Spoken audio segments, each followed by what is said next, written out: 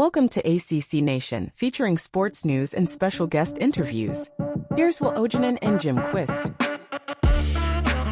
This is ACC Nation's Wake Forest football preview with the host of Inside the Forest podcast and contributing writer at Demon Deacon Digest.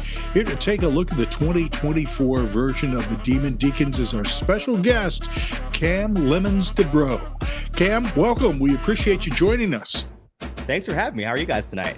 Doing great. There's a lot to talk about with Wake Forest, obviously, and you have been making the rounds, talking with other people in different podcasts about what to expect this year, and we're going to go through the same thing with you. So.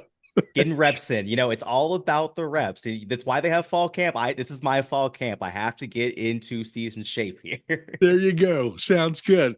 Looking forward to talking a little bit about it. Well, we're going to let you get off on the off on whatever foot you want to start with, either defense or offense.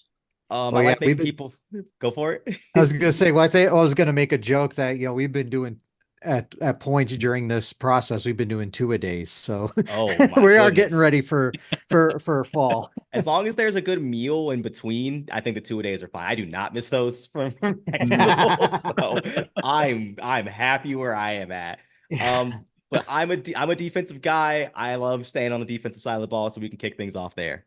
Sounds good to me. Let's do that. And I think this is an area that definitely needs some work, because I'm going to start up front because, the defensive line, they had, what was it? I wrote the number down and accidentally deleted it. I'm very prepared tonight. 23 sacks and 16 were in the first three games. And it obviously, obviously some of that might have, they had 10 in one game, but I don't think I'm going too far saying that there needs to be some improvement up front. How have they addressed that so far? So I think that's one of the ones where I don't know if the stat really tells what the expectation is out of the defensive line. They didn't finish the sacks, and I think that's something that they're definitely I've talked to Jasheen Davis and Kevin Pointer. That's been a point of emphasis of they really want to finish the sacks this year, especially in the second half of the season.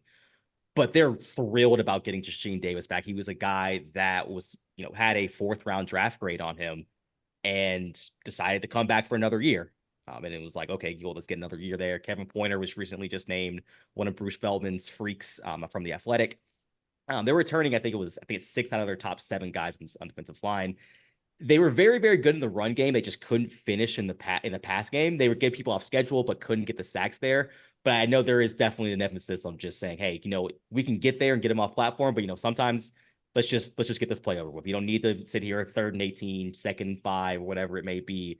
And you can get them outside the pocket, but, if they live to fight another down, that's another down. You got to go out there and fight as well. The linebacker, I've seen you talk up Branson Combs a lot as a transfer in from the FCS level. I think it was Southern Illinois or something like that. But what other names do we need to know at linebacker? Dylan Hazen, who is probably going to be paired with him, returning starter. This, I think, is his 3rd year in the program.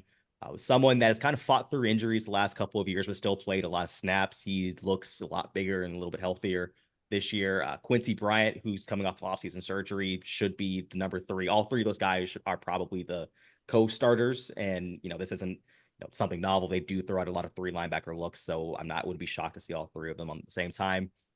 One guy that I'm really interested to see is Eldrick Draco Robinson. He is someone that they got from Georgia Southern, not State for the people from Georgia. He's got the guy from Georgia Southern a couple years ago and was really playing his way into a rotation that was pretty loaded up front with a lot of seniors. And he was a rising sophomore, and then popped his Achilles in a game against Clemson and was just not good. Obviously he's missing the rest of the year. Comes back in the next fall camp and is looking like the same guy they got. Popped an Achilles again. And so it was just a really, really rough, kind of go for him. He's now fully back. He's now working back in with the 2s. He got some times with the 1s a couple of days ago during fall camp. He's someone that they're very much like, hey, do not forget about this guy we had a couple of years ago, because if he can stay healthy, he might be one of the best linebackers they have. Secondary wise, I know there's another name. I think you're a fan of who's another grad transfer, Capone Blue, who's come over from Kent State. Seems like I feel like this is still a pretty solid secondary overall. What do you think about that secondary? I think they love what they have in at safety. I think they have Nick Anderson coming back. They love that they have Evan Slocum, the young guns, and Devon Patterson and Rushan Tong. They think they have a really good group of four there. I think a guy like Jacob Cosby Mosley could probably fit in at five. The worry right now is corner, because they lost Deshaun Jones. He went into the portal and ended up at Alabama. I don't know if he's going to start there, but he ended up there. They lost Kalen Carson to the NFL draft. He got drafted by the Cowboys, I think, in the 6th round. And so, they're retooling. And, I love Capone Blue. He's been a very, physical presence that they've kind of missed the last couple of years. But they're still trying to get more out of a guy like Jamari Glasker, who missed his entire freshman year due an injury and then kind of got baptized by fire last year in the last couple of games of the season.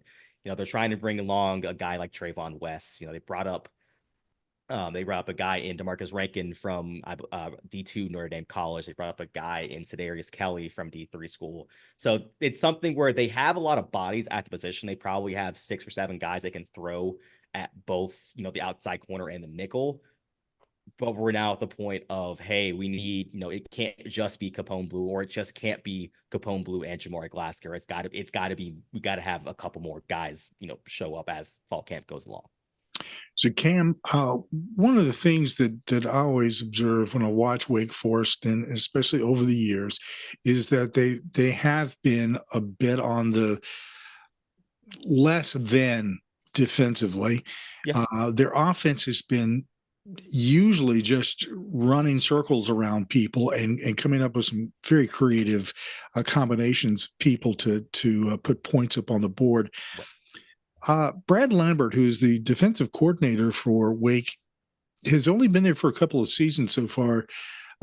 Give me your take on how he's doing so far.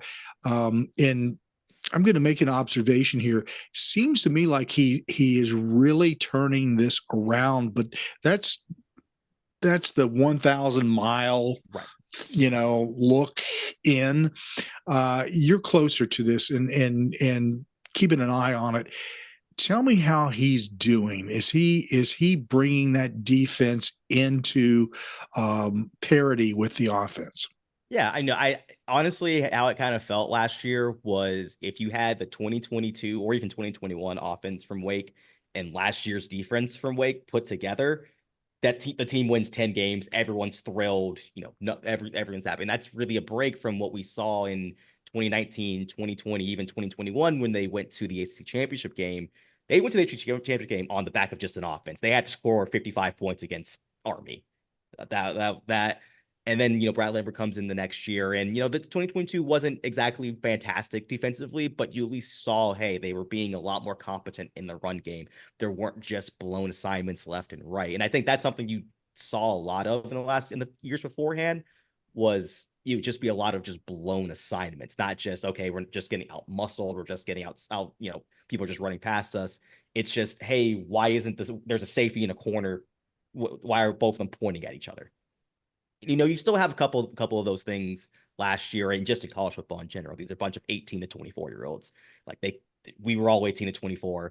None of us knew how to do anything at that age, much less, deal with the guy that's running 4.4 right at us.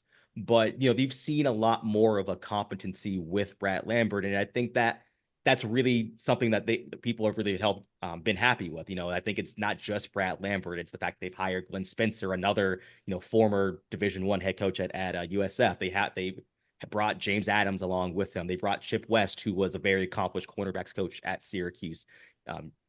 Dave Cohen is obviously one of the more respected defensive line coaches in the country. You have a lot more experience on the staff, and especially I think really Glenn Spencer at linebackers, that's something they had I think it was like 4 or 5 linebacker coaches in 6 years, and that was something that you can't really deal with, because that's probably your most important position on the defense.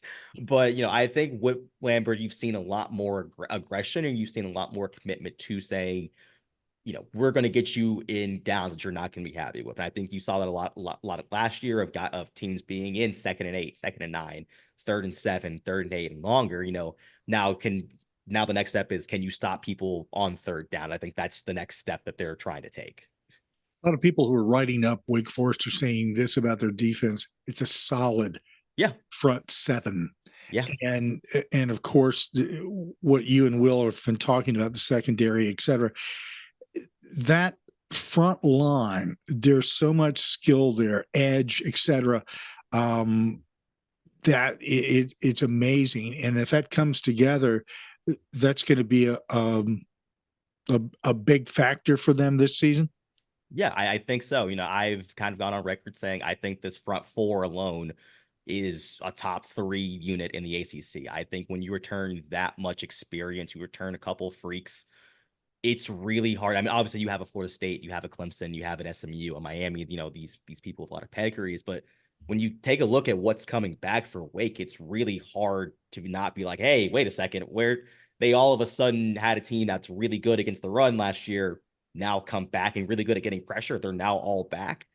That's a recipe for success. And now you add on, a linebacker core that, they lost Jacob Roberts because he exhausted eligibility. But then you bring in a guy like Branson Combs, and you look at Branson, and I interviewed him on Sunday, and the dude's paws are massive. Like he used to be a wide receiver at his freshman year, but then now you look at him, he's 6'2", 228, and it's just like, wow, like, you are a power 5 linebacker.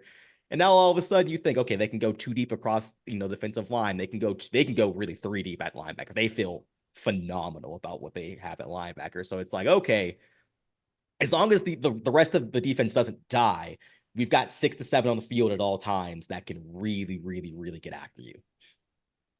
That's an exciting thing to hear. It's good to see the defense turning around for Wake Forest, because I tell you, it's frustrating to watch games. I mean, I'm all for points. Trust me. I love the offense and I love the way they run up scores.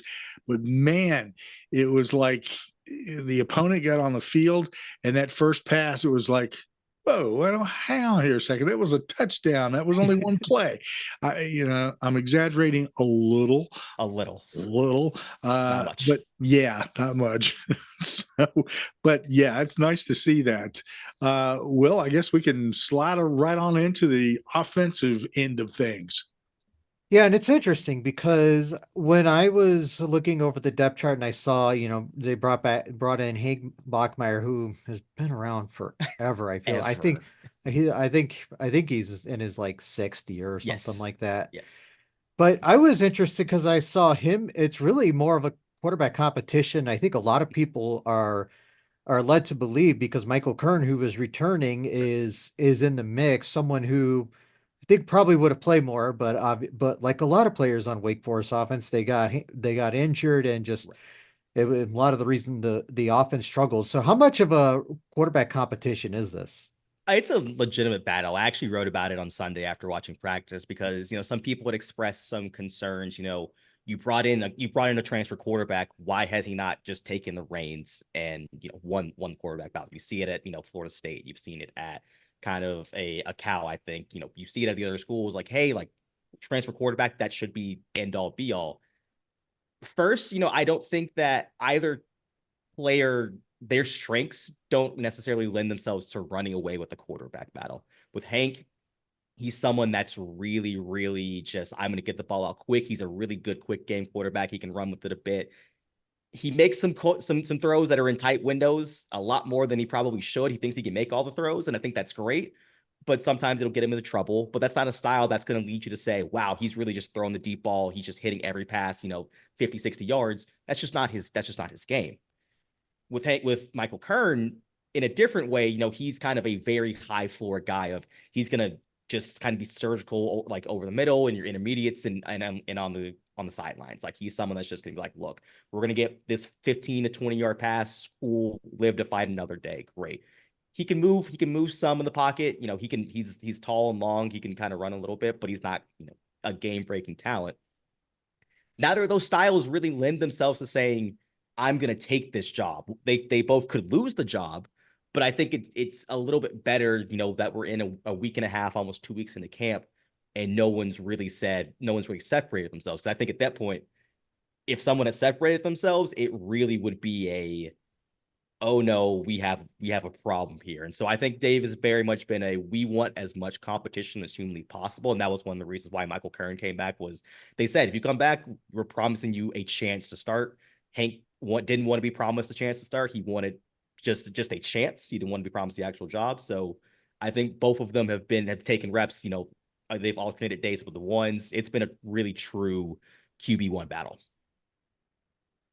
I like the running backs. I'm not gonna lie. Demond Claiborne is, I think, is a bit underrated. He's someone who I've watched when I've watched Wake, and he gets an opportunity. He's always made plays, and Wake uses two backs, and then they have Tay Carney as well, who is the brother was a former back at Deke. Is there anybody else we need to know in the running back room? Yeah, so I mean, honestly, I will say this on Demond. Every time I watch Demond, I have a note that just says he's really good at football because he just breaks off a 70-yard run. It's like clockwork. I don't understand it.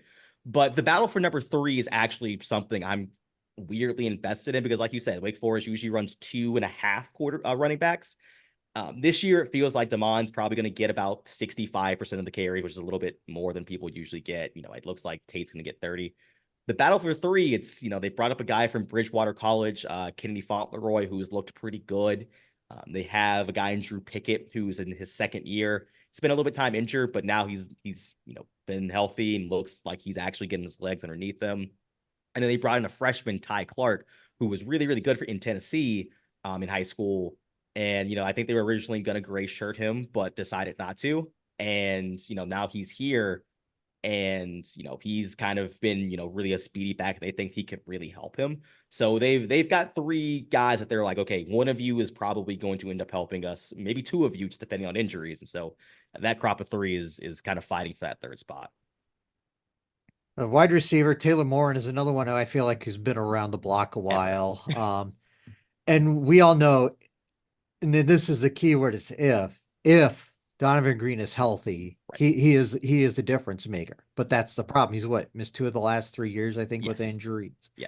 But we all know when he's on, he is really on. And then they also have a Horatio Fields. I know someone you are very, very high on as well. So what can you tell us about this wide receiver room? I mean, it's about health right now. Obviously, Donnie's the really big question mark. They've been cautious with him basically this entire year. He could have practiced in the spring. They decided, you've played a lot of football, no need. They've been cautious with him in the fall. Everything seems to be good to go for him to play. He's practicing. Everything seems to be fine with Donnie. And then you go to a lot of inexperience. You have a guy like Horatio Fields, who they were like, hey, this is going to be our guy going into last year. Gets hurt, doesn't really get a chance to get going until the last couple of games of the season. Comes out this year in spring and fall camp, and he's been working with a bunch of strength coaches and speed coaches. I believe he was working out with Geno Smith this summer, and his speed has just been unbelievable. It's a complete transformation for a guy that I looked at coming out of high school and was like, he's a big guy, he's a big ball receiver, he can go up and get it, but now he looks like a true, I can run routes, I can go by you. They're really excited about the young crop behind those guys, though. They love Deuce Alexander. He was kind of under recruited coming out of high school because people kind of thought he was 5'9", 5'10". Turns out he's like 6 foot, 6'1". Funny how that happens. Really, really big speed demon. Micah Mays was one of the highest rated recruits that they had coming at it from 247 Sports. Freak athlete, like absolute freak athlete. 6'2", 6'3", 180. Can go up and get it. Really good athlete. And then Jeremiah Melvin, who's a true freshman, and they've pretty much already said he's going to burn his red shirt this year. Every time you watch him, he's 6'4", 6'5", about 190 pounds, has a laser 4.5 40. But every time you watch him, he just kind of just glides. Like, he doesn't look like he's that fast, and then he just keeps going and going. But then he can just sit down in the middle in the zone and just say, okay, cool, and be nice possession receiver. And so they feel good, if not really good, about things, but health is definitely going to be a concern, and definitely experience, especially because last year they didn't have a lot of experience around the entire team, and they won 4 games. And so how much do you want to count on an experience going into the next year? Unfortunately, we have to talk about the offensive line, and we can be real. It was not very good last year, just because, at least pass blocking wise. It was fine run blocking, but pass blocking was a major concern. I mean, Most in the ACC, most sacks with 49. It was one of the highest totals in the country. So how have they addressed that so until this point? A lot of it has been experience, and I don't want to get back to health, but health was a big part of that. Spencer Clapp was someone that was supposed to be their left tackle last year, and Spencer really had a career of being injured, and that really furthered itself in his final year of just not really being able to stay on the field. It forced them to put some guys out there, whether that be Zach Vaughn or Eric Russell, that really just weren't ready yet. Same sort of thing. Nick Sharp was someone that, NFL draft scouts have talked to me about him and Matt Golban and said, like, these two guys are NFL guys. Like, give them another year. These are NFL guys. And Nick Sharp went down in game 2. And so that, George Sell, I think, is decently ready, but that made Matt Golban have to play a lot more snaps than they were really anticipating him to do. So they're trying to do some trial by fire. And, a lot of those guys, Golban, Sell, Luke Pettibone, who was playing center for the first time, are, they looked a lot better. They added Keegan Trost, who, has been injured, since the summer. He'll be back next week.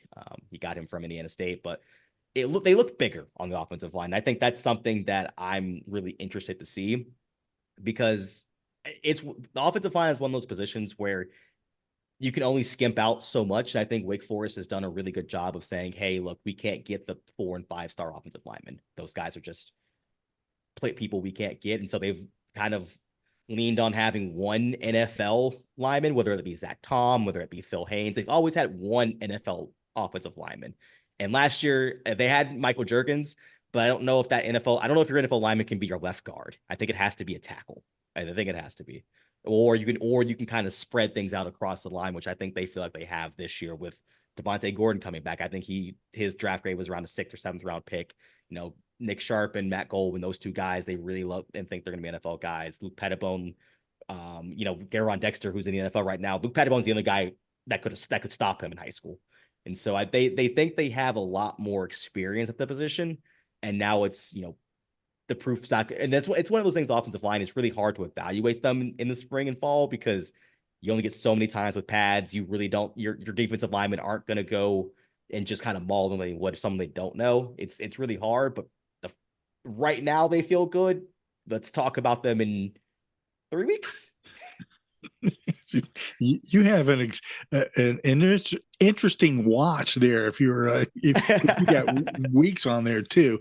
Hey, you talk about all of the the players who have been NFL bound and NFL quality players, and there have been a number of NFL quality players, both on defense and offense, coming out of this squad. How is that impacting recruiting and transfer portal, reaching out through the transfer portal to some of these players to get them to come to Wake Forest? And when I put the quotation marks there, it means basically, well, it's not Notre Dame. Right. So, but it's Wake Forest. It does have a reputation. It has done some really great things, but how does that impact that recruiting and transfer portal approach? Yeah, I mean, it's always like an interesting line to kind of toe, because you're right. It's not Notre Dame. It's not Stanford. These two schools that are top 10, top 15, whatever they are in the U.S. news rankings. But obviously, it is Wake Forest. You have to be a high academic player to go there. If you don't, this isn't a school that, unfortunately, to people who want certain people to get in, you can't hide athletes here too often. You can probably hide a couple. You can't hide a lot of them. And it's just, I went there. It's really hard to do it. And so, but when you talk about the success that the NFL has had, especially its safety and offensive line, I think it's really helped a lot of them, especially I think more in the portal than it has in the high school ones, because with high school, it's still a little bit weird. I mean, last year they signed their highest rated recruiting class by 24/7 Sports. They got Jeremiah Melvin, who they think is going to play right away. Jeremy Hecklinski turned down so many P5 offers at quarterback, even after a terrible quarterback year, for him to sign. They still are signing guys that top programs are trying to pry away from high school. So I think that's helping a bit. But I think in the portal, it's helping a little bit more, because that's where you find those gems. Because I think a lot of times we look at the portal, we think about, oh, wow, like these P5 programs are getting rated. I mean, Wake Forest, Jamal Banks went to Nebraska. You had Justice Ellison go to Indiana. You had Deshaun Jones go to Alabama. You had Wake Forest guys go to, other P5 or P2 schools, if you want to say, it's the Big Two.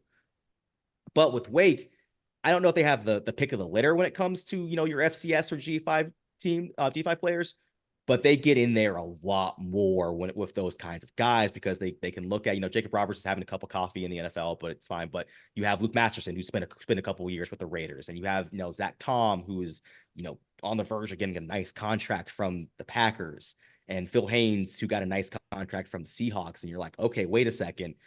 They have these developmental stories from guys. Like Phil Haynes didn't play football until like a year before he came to Wake. And now all of a sudden he's like a starting lineman for the Seattle Seahawks. Like that's something you can sell. Like Zach Tom is someone who spent all 4 years at Wake Forest and, was very under recruited. And now he's one of the Packers are like, this dude is untouchable. We cannot trade him. He's ours. Jesse Bates, a guy they flipped from Toledo. He was a 2-star they flipped from Toledo and now is one of the highest paid safeties in the NFL, highest rated player in Madden, all pro. Like this guy is good. And it's like, okay, wait a second. They did that with high schoolers. What can they do with me, who I was better than them as a high schooler coming out kind of there? And I think that's starting to pay off a little more when they're sifting through guys in the portal and being like, hey, we don't have to just grab anybody. We can grab, the right type of guy. Cam, a snapshot of special teams. I know that there were some issues last year. Maybe there's some competition going on kicking wise this year. Tell us a little bit about what's going on there. Yeah, I mean, kicking towards, I think, the middle/end of last year just kind of wasn't acceptable. Matthew Dennis had been a rock solid guy coming off of, a legendary career Nick Skiba had of being the most accurate field goal kicker in NCAA history. But yeah, it was really weird because it felt like kind of a kicker moment where this guy who had been very solid, I think he was like 18 for his first 21, pretty solid kicker, just all of a sudden couldn't remember how to make kicks, and it just flew out the window. And so right now he's battling with Caleb Carlson and also with Tyler Black. Those three are still kind of going at it all throughout practice. I don't think there will be anything made there until probably the first game, if not even longer than that. Kickers are unfortunately just mental. That's just one thing you just have to say, prove it to me. Not just, can you do it now? Can you do it in a game? So I think we'll see there. They love Ivan Mora. I think he's on the Ray Guy watch list. He had a really gruesome injury at the end of 2021. Wasn't the best in 2022, but last year was a solid punter for them. And they think, if they have to punt with them, they're a weapon. And so I think they feel great there. In terms of that, I think they'll be a lot better in terms of specialists this year, especially if Donovan Green is healthy. We saw Damon Claiborne run a kickback against Virginia Tech, and they're like, we're trying to do everything we can to get him the ball. I think having him and Donovan return kicks is going to be a lot more threatening than I think people really kind of realize right now. Just off the rail question here: thumbs up, thumbs down. NFL kickoff. Thumbs up, thumbs down. We got. I don't want to middle this, but I'm going to thumbs down it for right now. So I didn't see it live. I was not watching the Hall of Fame game. I am a sicko, but I'm not that much of a sicko to watch a Hall of Fame game. So I only watched the clips of it, and I'm giving it a thumbs down until I see people get funky with it. Because I was reading an article, I think it was from Summer Sports, that someone had analyzed all the kickoffs like that and were saying, hey, here's all the things you can do with them. Mm-hmm. I think once we start seeing a lot of funky stuff with them, I think we'll get a lot happier with the new kickoff. But right now, it's one of those things of it's weird, it's new, and I don't like it. I think you hit it on the head with how you feel about it. I'm there, but I also think that you're right about, what could be done with it may turn that around for all of us who don't like it. It was weird to watch. I watched because I'm a Chicago Bears fan, and It's like, I'm going to watch anything that has to do with them. So let's talk about schedule here, because right. It's interesting. It starts out with North Carolina A&T at Wake Forest, and then we've got Virginia coming to visit. and Ole Miss at Wake Forest, and of course, by week 4 you've got an open week, Right. and week 5 it's Louisiana at Wake Forest. So there's this schedule, the front end of the schedule. Makes me feel like I've put numbers in a bag, and then they've mixed it up, and I reach in and I grab a hold of something, and unbeknownst to me, there's a mouse trap in there as well. Right. So I don't know what to think of this schedule overall. To be honest with you, tell us your thoughts on this schedule. It sets up well, but also I hate it. It's one of those that if you're a fan that loves going to Wake Forest games, you probably hate it because you don't get a lot of quote unquote great games at home. A lot of them are front loaded. I think it's 6 of the first 7 games are at home. So granted, you get to skip out on some cold nights in Winston-Salem, but you don't get a lot of November nights, a lot of October. I think the month of October, they're only there once. But I do think the most important game on that schedule was Virginia. That is, to me right now, the most important game, because I think that's a team that they're picked, I believe, second to last in the ACC. I think they're a little bit better. I think the ACC is going to be a solid team top to bottom. I think even Stanford, who I think is the worst team in the ACC, still probably gets 3 to 4 wins. Their Ellicott Amanor is really good. But I think Virginia with Colin Drea or Musket, depending on who's going to start, I think they have an all right offensive line. I think their defense is going to be really solid. That's going to be kind of a proving ground for you, because obviously you should beat North Carolina A&T. Like if you're sitting here struggling with A&T, we have other problems to deal with. But if you can open up the season 3-1 by beating, A&T, by beating UVA, and by beating Louisiana, I'm not going to sit here projecting to beat the Lane Kiffin Portal All-Stars. Let's be realistic here. But if you can start out 3-1, all of a sudden the bowl game is just clear in view, because in the middle of the season you have to go, I believe, to Raleigh, and you do have Clemson at home, and I think there's one other game that I'm missing right now. But you're in the middle of your season; it's a little rougher. And you also have a Miami game towards the end of the year, where again, Portal All Stars, they've got the NIL team, Brink Truck backed up. Not complaining about it. It is what it is. You do you, Mario. Make sure you kneel it next time. But it's one of those things. Like you have like 3 games where you're going to be significant dogs. But if you can start 3-1. You're not going to be a significant dog against North Carolina, more than likely. You're not going to be a significant dog against California coming across the country. You're not going to be a significant dog against Stanford. You're not going to be a significant dog against Duke.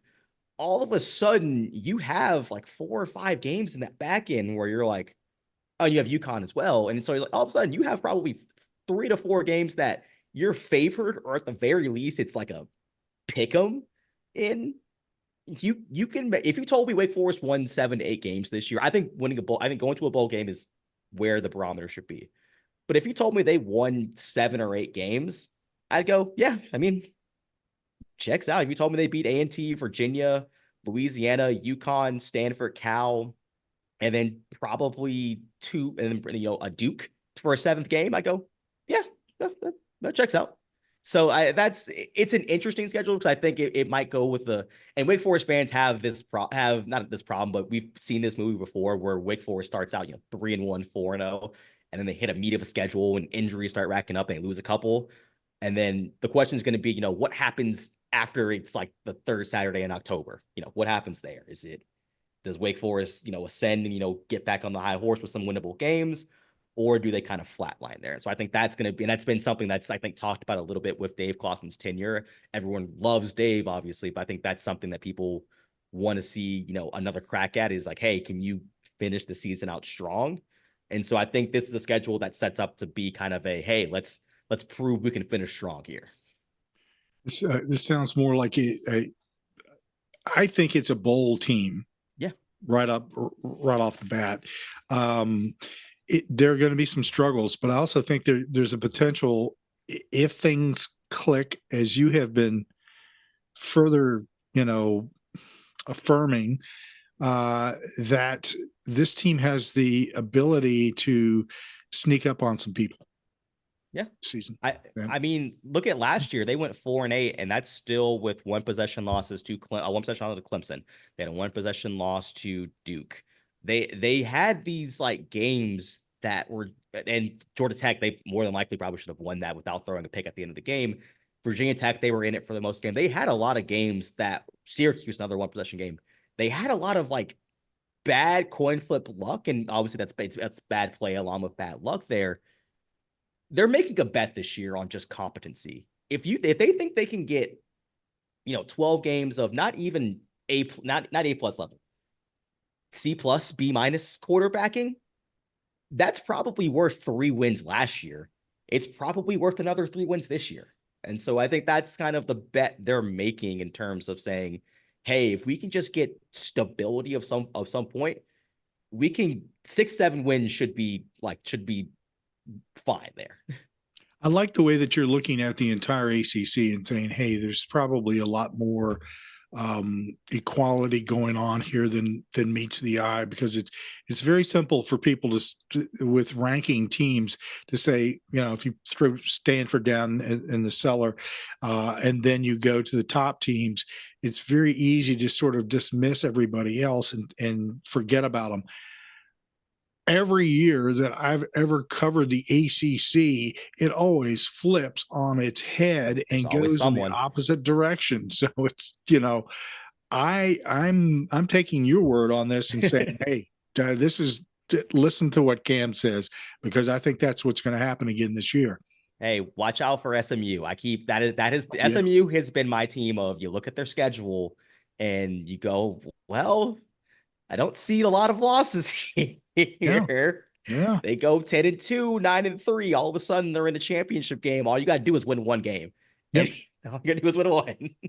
Brett Lashley is not to be sneezed at either. He is a good coach. Will, any last questions for Cam? I just wanted to piggyback on a couple things Cam mentioned, and the schedule-wise. I think that Virginia game, I think, is really huge for both teams. I think it almost feels like either team, whoever is going to, if both teams are kind of borderline bowl teams, and whoever wins, that's going to have the edge. And I'm just going to point out as well, that Ole Miss game is on the CW, so you never know. Underdogs thrive on the CW. But I do think that's a really interesting thing on the UVA game, because I kind of equated to the Georgia Tech game last year that Wake Forest played. Georgia Tech, if you go back and look and see what was happening to them going to that game, I think if Georgia Tech loses that game against Wake, their season probably just goes completely off the rails. But Wake was the one that lost it, and their season kind of went off the rails. I think that's kind of the same sort of thing with UVA and Wake. I think they're two teams that have a schedule that, there's some tough games, but there were some winnable games there. And it's, if you can find ways to win those types of games that, I think Wake probably ends up being like a 7 to 8 point favorite there. I think there'll be solidly favorites there. But, if you can win those types of games, they mean a lot. He hosts Inside the Forest podcast. He writes at Demon Deacon Digest. Check it all out. Make sure you subscribe to the podcast. That's Inside the Forest. Follows the Demon Deacons. Our special guest has been Cam Lemons-Dubrow. Thank you, Cam. Your first time on the show. And one last question for you, because you're a newbie here. We always ask people who are newbies, what's your favorite place to eat in your new digs down in North Carolina? Oh, in North Carolina, that's tough. I was thinking you were going to say Winston-Salem, because I have my answer for Winston-Salem is sweet potatoes. It's a little Southern cuisine.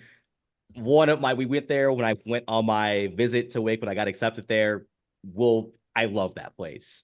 I haven't explored Charlotte just yet enough. I've only been out here a couple weeks, so I don't think I can give a great answer on that one just yet. I'll take the Winston-Salem. That sounds like a good place to go. Right, I love that place.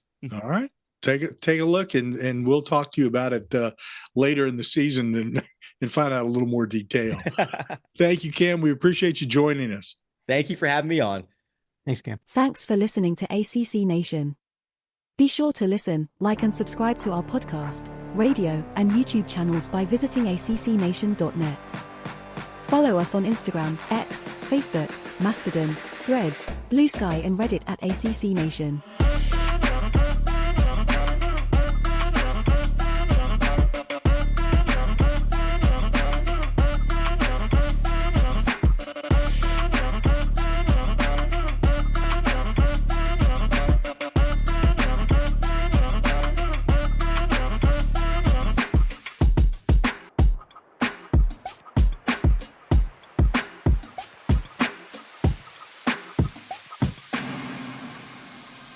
ACC Nation.